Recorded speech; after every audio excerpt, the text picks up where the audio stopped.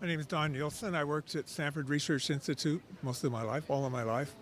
And the period we're talking about goes from about 1973 for me till probably 1990 something. And this is the period over which at SRI we worked to develop first the packet radio network. This was the first digital mobile network in the world. And so there was from about 1973 to 1975, there was a lot of work to try to make that work as an entity in itself. Most people think that mobile digital radio is an oxymoron because in computing you can't make any mistakes, of course. And of course you drive around town and you have all these errors being embedded in your work, and so that doesn't add up. So we had to figure out a way to make that work. Now what happened, and one of the reason the internet working came into existence was because you had this very different mobile network with lots of losses and retransmissions, and you had this wired network over here which essentially worked perfectly, almost. So how do you merge those two together?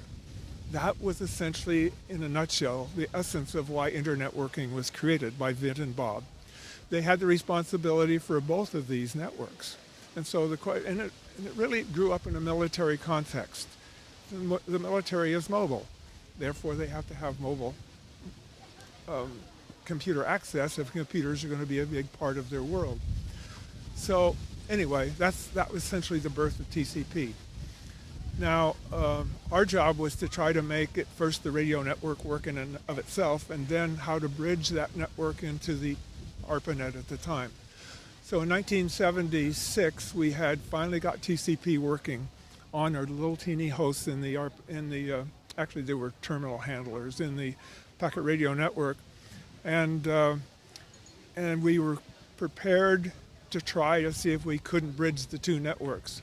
Both Beranek and Newman had built a gateway which went in the central node of the packet radio network, and we actually initiated a very long message. It was weekly reports, huge message, that went through the packet radio network, through a gateway at SRI, then sent to the ARPANET and to two hosts. There were only two hosts at the time, maybe even only one that ran TCP at that time.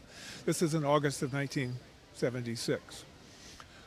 And so between that and the next several years, these were times when you tried to look at the applications of this packet radio van, for which there's a model over here, and the van itself is in the Computer History Museum, was doing something we never expected. We were hauling generals around the area to see the relevance of this to the military. Was it going to fit? Was it not?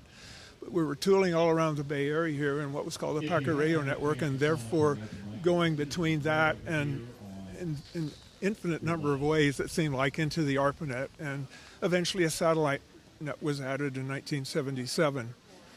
So anyway, I was project leader of the radio network and the development of that, and came to know Vint and all these people extremely well because, as I said, it was the combination of these networks that was going to make sense to the sponsor, the government, the Department of Defense, because it had to go from a mobile world to where the computing was. The computing wasn't there. Computing was very expensive and was stateside. If you're going to be overseas, how on earth would you use the large computer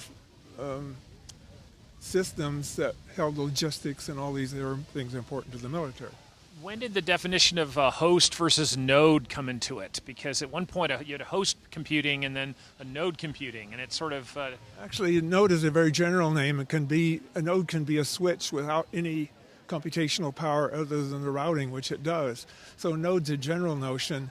A host is a computing resource. We call them servers nowadays. They don't call them hosts. But they were computing resources. And then you had terminals, other places, which would go cross-net to access those computing resources, the servers. So when you access your iPhone today, it's really host. That's really a little bit teeny host. But it's really a terminal accessing a server someplace in the world, and that's the terminology of today. When you were working on the spec for TCP/IP and with all of these pioneers, did you have a sense of the profound influence it would have on the internet today? No, of course not. And our job was really to implement TCP to make it work in that environment, and that had a lot of issues associated with it. But no, if I get a chance on the open mic, I will tell you that humility is the word of the day, should be, because in those days we had no concept of how far this would go. There was a notion of electronic mail. We knew that would be big. We knew that access to remote hosts for certain capabilities, because hosts were specialized in those days. Here's a graphics host or something else.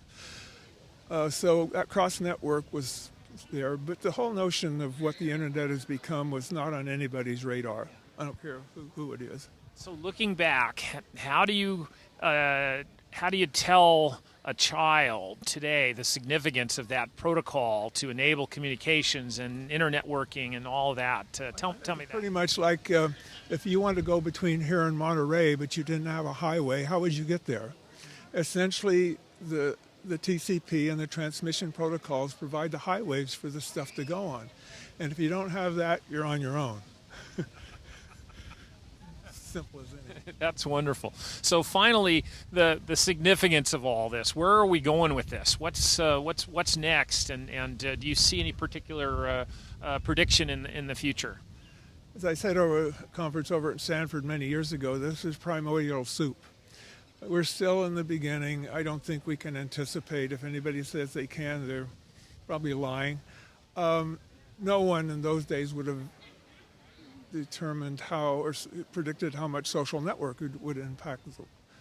You know, it's behind revolutions. It's behind things that no one ever would have imagined. All I know is it won't go back. I mean, there will come a time when virtually everything we deal with has some relationship to something else, to a network. We're going to be an increasingly connected world, for better or worse. But the Internet of Things, which is on the offing, you know, and particularly when you go to version 6 and you have 128-bit address space, everything is addressable. Now, you may not want to go there, but it doesn't seem like the people who worry about the future are in control. It's the people who increment our way forward are the ones that seem to be defining the future. So predicting it is impossible.